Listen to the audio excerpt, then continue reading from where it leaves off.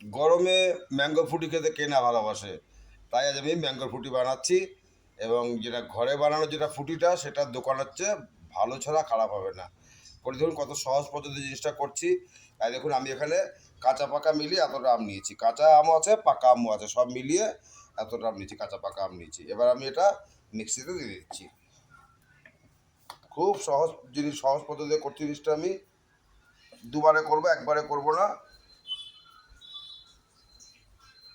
একদম সহজ পদ্ধতিতে করছি, যেটা মানে দোকানের চেয়ে ভালো ছাড়া খারাপ কিছু হবে না। দেখতে থাকুন কীভাবে করছি।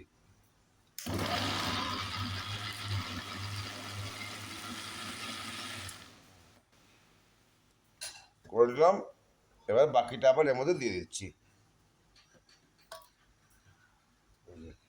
দিয়ে এবার একবারে পুরো করে নিচ্ছি। খুব সহজ পদ্ধতিতে হয়ে যাবে জিনিসটা, একদম চট জলদি। দেখুন আমার এটা কিন্তু পুরোপুরি জিনিসটা হয়ে গেল। এটা ছাঁকনিতে চেলে নিচ্ছি, এই যে আঁশ টাশ থাকে আমি একবারে এটা বাদ দিয়ে নিতে পারবো। তাহলে এটা একটু যত্ন সহকারে সময় করে করতে হবে এটা। এই দেখুন এরকম করে করে আমি পুরো একদম অরিজিনাল পাল্পটা কিন্তু এর মধ্যে আসবে, একটুও কিন্তু এ থাকবে না, কোনো আঁশ এর মধ্যে থাকবে না, আঁশটা পুরোপুরি বাদ দিয়ে দিতে হবে। খুব সহজ পদ্ধতি করা জিনিসটা। যতটা আমের পাল্প হচ্ছে ঠিক তার ডবল কিন্তু আমি জল দেবো এর মধ্যে, মিষ্টি তার সঙ্গে দিতেই হবে।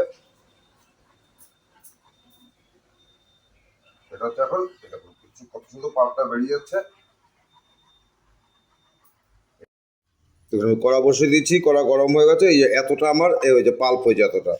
এবার আমি এটা পুরোটাই দিয়ে দেবো। দাও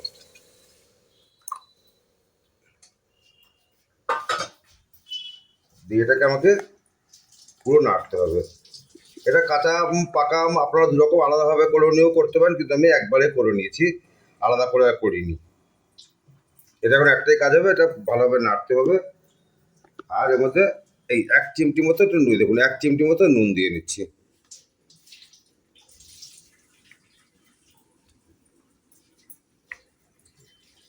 এত ভালো খেতে যে দোকানের থেকেও মানে ভালো হবে জিনিসটা খেতে। আমরা এটা সবসময় করি, এটা মানে আমের সিজনে আর কি। এটা দুরকমভাবে করা যায়, এটা হচ্ছে সব চিনি টিনি সব দিয়ে একবার লাস্টে আপনি ছেঁকে নিতে পারেন, কিন্তু এটা আমি একবারে ছেঁকে নিলাম। যতটা আম কাপ ছিল ঠিক তার চেয়ে একটু কম আমি জল নিয়ে নিলাম, কিন্তু এবার পার্মানেন্টলি জল আমার দেওয়া হয়ে গেল।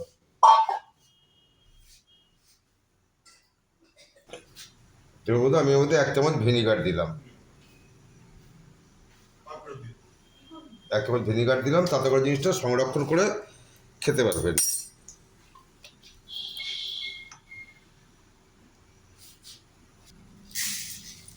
এই 1 চামচ মতো দেখুন, এতটা মতো আমি চিনি দিচ্ছি, কারণ আমটাও মিষ্টি ছিল, সেটা দিয়ে দিতে হবে জিনিসটা। 1 চামচ আমি 1 চামচ চিনি দিয়ে দিলাম। খুবই সাধারণ জিনিস, সাধারণভাবে রান্না করা যায়, কিন্তু খেতে অসাধারণ জিনিসটা। সবই আমার দেওয়া হয়ে গেলো, এখন একটু ফুটাতে হবে, ভালো করে ফুটাতে হবে জিনিসটা। আর কনস্ট্যান্টলি কিন্তু নাড়তে হবে, তা নাহলে কিন্তু তলা ধরে যাওয়ার চান্স থাকবে। যেটা বলতে আমার কিন্তু এটা মোটামুটি হয়ে গেছে। দেখুন এরকম লিকুইড কিন্তু করেছি আমি, এই যে এতটা লিকুইড, সেটা আপনারা বুঝে করবেন। আপনারা যদি একটু থিকনেস রাখতে চান রাখবেন, বা লিকুইড বাড়াতে চাইলে বাড়াতে পারেন। ওই জিনিসটা এরকমই আমি রাখছি, এবং খেতে অসম্ভব ভালো হয়েছে, টেস্ট করে দেখেছি, সুন্দর গন্ধ বেরিয়েছে। তাই বন্ধু আপনারা কিন্তু অবশ্যই করবেন। দেখবেন তো বাড়িতে কত সুন্দর ফ্রুটি মানে বানানো হয়ে গেল।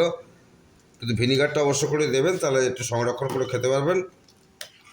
তারপর আমার মোটামুটি টোটালটাই রেডি, এখন ঠান্ডা হয়ে গেলে আমি এটা কন্টেনারে ভরবো, ব্যাস পুরোপুরি আমার জিনিসটা রেডি।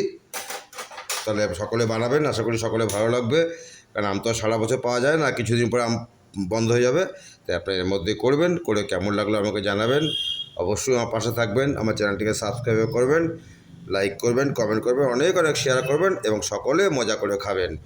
আবার পরের ভিডিও দেখা হবে বন্ধুরা, নমস্কার।